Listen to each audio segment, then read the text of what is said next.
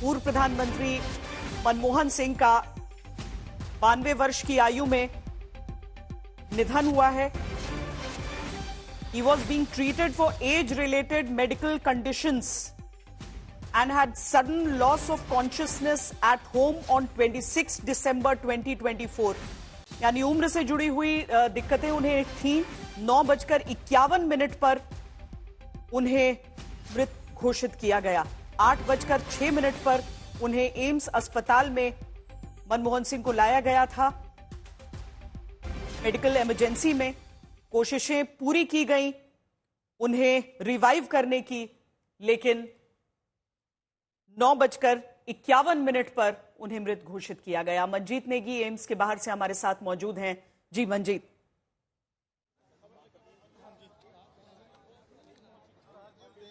देखिए श्वेता, आधिकारिक तौर पर एम्स की तरफ से स्टेटमेंट जारी किया गया है, जिसको आपने खुद भी पढ़ा कि करीब करीब 8:06 पर उनको एम्स के इमरजेंसी वार्ड नंबर 2 में दाखिल किया गया और करीब लगभग 8 बजे के बाद से 2 घंटे प्रयास किए गए डॉक्टरों की तरफ से, जो इमरजेंसी वार्ड नंबर 2 है, वीआईपी वार्ड है वहां पर।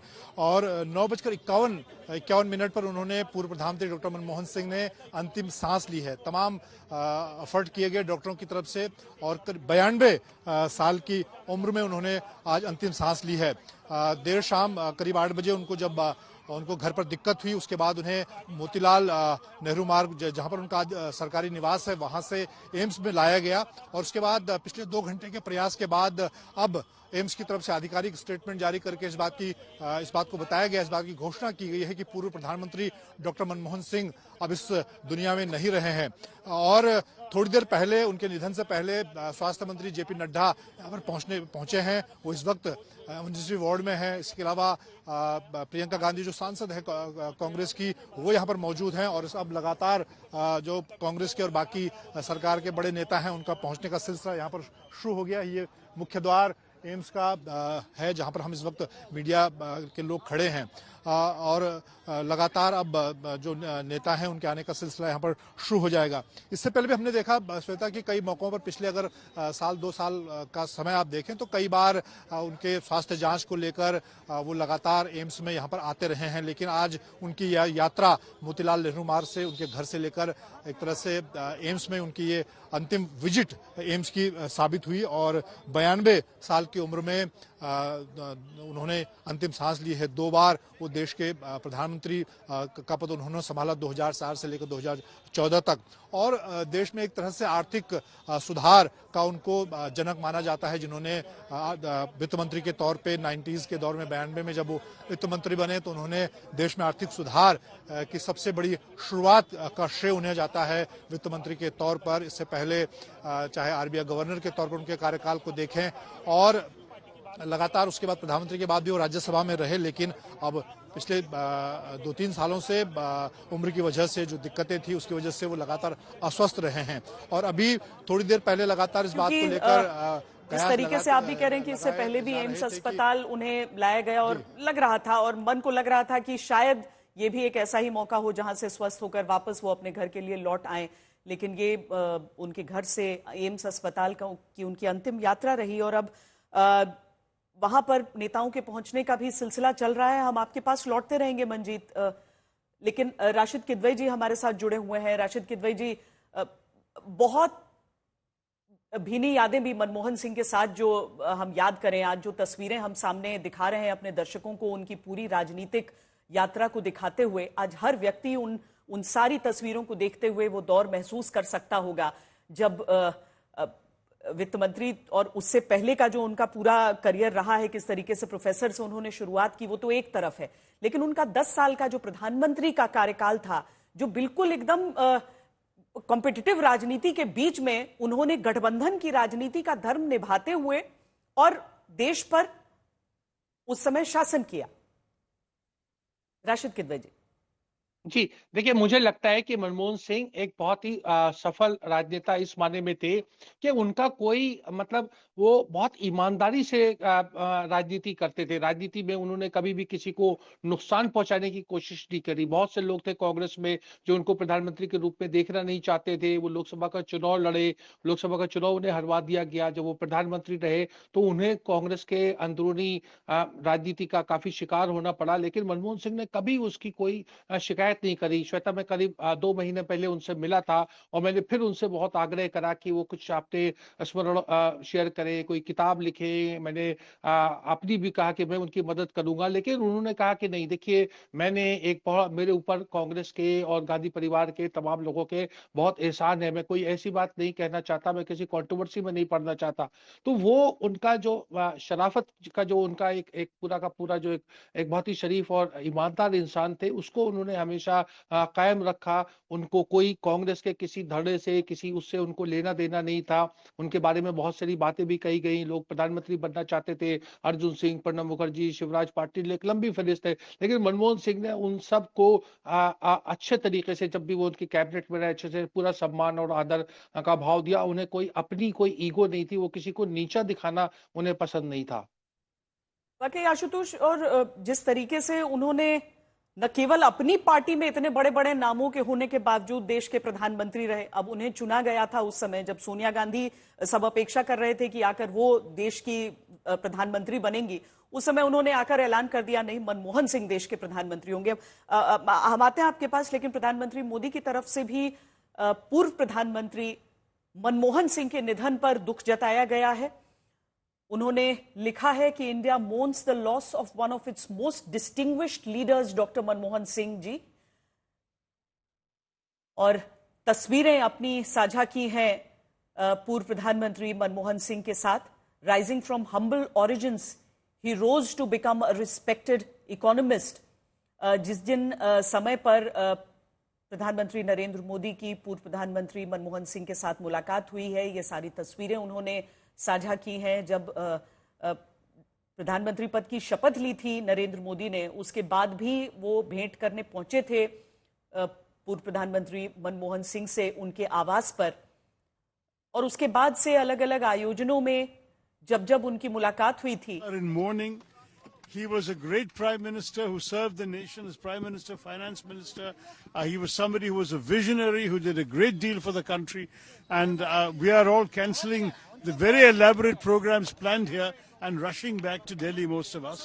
So I think it will be cancelled. I mean, it's not for me to announce. The government of Karnataka will announce. But for me, I have to get back now and see. Sir, you worked in his cabinet.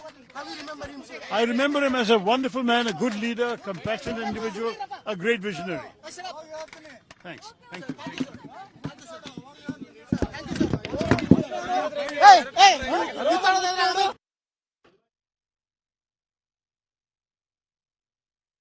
सबकी तरफ से अब शोक जताया जा रहा है।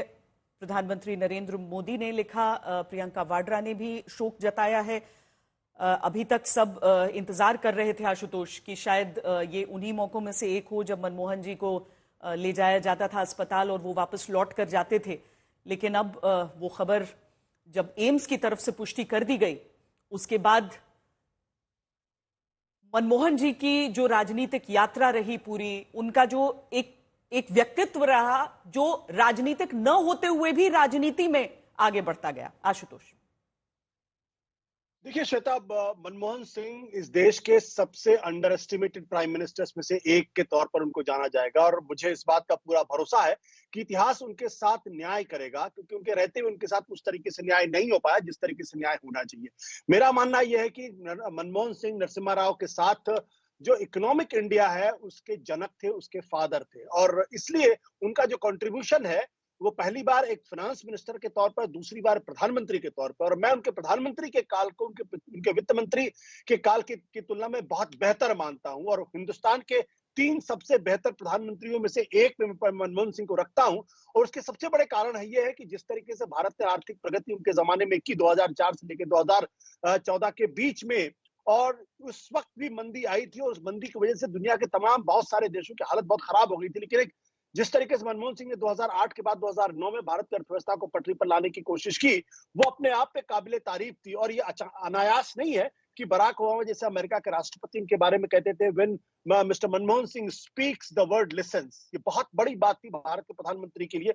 बहुत कम बोलते थे, बहुत अनइज्यूमिंग आदमी थे, लेकिन उसके बावजूद भी जब उनको जरूरत पड़ती थी कि हमें मजबूती के साथ देश हित में खड़े होना है, तब उन्होंने न्यूक्लियर डील के मसले पर उन्होंने कहा कि मैं अपने पद से इस्तीफा देना पसंद करूंगा, लेकिन इस कदम से पीछे हटना पसंद नहीं करूंगा। ये वो मौका था जो उनकी लीडरशिप को, जो लोग कहते हैं कि बहुत ही कमजोर आदमी थे, दरअसल उन्होंने अपनी कुर्सी खतरे में डाली, खुद अपने राजनीतिक जीवन को खतरे में डाला, और सोनिया गांधी उनके साथ मजबूती के साथ खड़ी रही। सीपीएम ने उनसे समर्थन पार्टी से वापस ले लिया, सरकार गिर सकती थी, लेकिन उसके बावजूद भी वो डिगे नहीं। तो ये उनकी ताकत थी। और बहुत कम लोगों के साथ इस बात का एहसास होगा कि उनके जमाने में बहुत सारे ब्लास्ट हुए, लेकिन धीरे धीरे सबको उन्होंने कंट्रोल किया। न केवल कंट्रोल किया, बल्कि कश्मीर में ऐसी स्थिति ला दी कि 2011-2012 में लोग डल झील पे जाके वहां पे पर्यटन करते थे और रिकॉर्ड पर्यटन हुआ। तो मनमोहन सिंह के जो आर्थिक स्तर पर जो जिस तरीके से उन्होंने सुधार में मदद की भारत की, और जिस तरीके से देश को 2004 से लेकर 2014 के बीच में कि कैसे गठबंधन की सरकारों को चलाया जाता है, इसकी वो नायाब तस्वीर थे। मैं बार बार कहूंगा कि भारत की मीडिया ने मनमोहन सिंह के साथ न्याय नहीं किया। उनके साथ और वो बहुत एक तरीके के एक ऐसे प्रधानमंत्री थे जो बहुत डेमोक्रेटिक थे। हिंदुस्तान में उनको इसलिए भी याद किया जाएगा कि मीडिया के सामने वो कहते थे the history will be more kind to मी।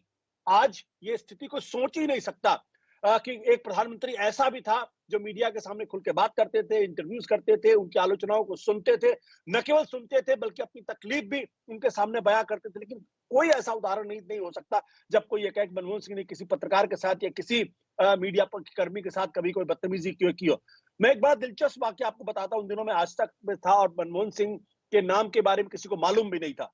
तो अचानक स्टॉक बहुत तेजी से नीचे चला गया, और मैं और हम लोग और हमारे एक दूसरे साथी थे प्रांजल शर्मा, हम लोग मनमोहन सिंह का इंटरव्यू करने के लिए गए, और मनमोहन सिंह के उस वक्त सो रहे थे।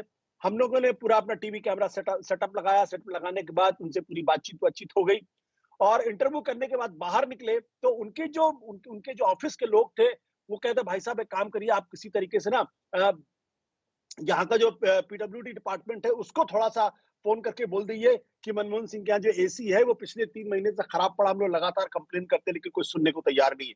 ये वो शख्स थे जो चाहते तो शायद खुद अगर फोन करते तो फौरन उनके घर का एसी ठीक हो जाता, लेकिन अगले ही दिन वही शख्स देश के प्रधानमंत्री बन जाते हैं और फिर दुनिया पूरी तरीके से बदल जाती है। तो ये मनमोहन सिंह थे, बिल्कुल सादगी पसंद, बहुत ही मृदुभाषी। और मैंने तो कभी नहीं सुना कि मनमोहन सिंह ने किसी के बारे में कुछ उल्टी सीधी बात की हो, कभी किसी के बारे में गलत बात की हो, कभी चुनाव के दौरान कोई तीखी टिप्पणियां की हो, जबकि उनके ऊपर लोगों ने बहुत तीखी टिप्पणियां की हैं। ऐसी टिप्पणियां की कि आज उन सब लोगों को शर्म आ रही होगी कि क्यों उन्होंने मनमोहन सिंह के जीते हुए इस तरीके की टिप्पणियां की थी। लेकिन मनमोहन सिंह अंतिम समय तक बहुत ही ग्रेसफुली, बहुत ही डिग्निफाइड तरीके से जीते रहे। और मुझे ये कहने में बिल्कुल कोई हिचक नहीं है कि हिंदुस्तान के 3 सबसे बड़े प्रधानमंत्रियों में मनमोहन सिंह का नाम याद किया जाएगा। और जब हिंदुस्तान का इतिहास लिखा जाएगा आज से 30-40 साल के बाद, तो उनका नाम स्वर्णाक्षरों में लिखा जाएगा, और लोगों को तब यकीन नहीं होगा कि भारत में एक ऐसा भी प्रधानमंत्री था जो इतना मृदुभाषी था, जो इतना सीधा था, इतना सज्जन था, तमाम लोगों की आलोचनाओं को सुनते थे, और तमाम लोगों की आलोचना के बावजूद जो टास्क उनके पास था, जो काम उनका था, वो काम उन्होंने किया था। राजनीति है, राजनीति में आलोचनाएं होंगी, कभी भी तीखा जवाब उसका नहीं दिया मनमोहन सिंह जी ने। लेकिन आज वाकई राशिद किदवई जी, जो आशुतोष वो बयान उनका याद दिलाते हैं कि history will be kinder to me than contemporary media. दूसरे कार्यकाल के अंत तक पार्टी के भीतर जिस तरीके से करप्शन की बातें सामने आने लगी थी, लेकिन सरकार के अगुवा वो थे, तो उस आलोचना का पूरा जो सामना है वो उन्हें भी करना पड़ता था। लेकिन आज जब हम उस पूरे 10 साल के कार्यकाल को देखते हैं, या उससे पहले के समय को उनके एक वित्त मंत्री के तौर पर देखते हैं, या उनका सार्वजनिक आचरण देखते हैं, तो मुझे लगता है कि राजनीति के लिए, राजनेताओं के लिए, सबके लिए एक मिसाल बन जाते हैं वो। जी बिल्कुल, आपने बहुत सही इस चीज को बयान किया। देखिए, बहुत उसके बाद बड़े लंबे अरसे से, मतलब 14 से वो प्रधानमंत्री नहीं थे, 14 से 24, मतलब 10 साल से ज्यादा समय था, और उस बीच में मेरी उनसे कई बार भेंट हुई, और मैं बहुत उनसे इस बारे में, आप जानते हैं पत्रकार का कैसा आचरण होता है, तो मैं उनसे कुरिदता था कि भाई ये फलाने आदमी ने इस घटना को ऐसे किया जा सकता था, ये आपका। लेकिन उन्होंने कभी भी, जितने भी सरकार के निर्णय थे, उस निर्णय को वो कहते थे कि मेरी सरकार के निर्णय थे, और जो भी अच्छा हुआ गलत हुआ वो सब मेरी जिम्मेदारी है। उन्होंने कभी भी ऐसा नहीं करा कि वो प्रणब मुखर्जी का नाम ले ले या अर्जुन सिंह का नाम ले ले या नटवर सिंह का नाम ले ले या दूसरे जो उनके जो गठबंधन के साथी थे या सोनिया गांधी का या AK एंटोनी का।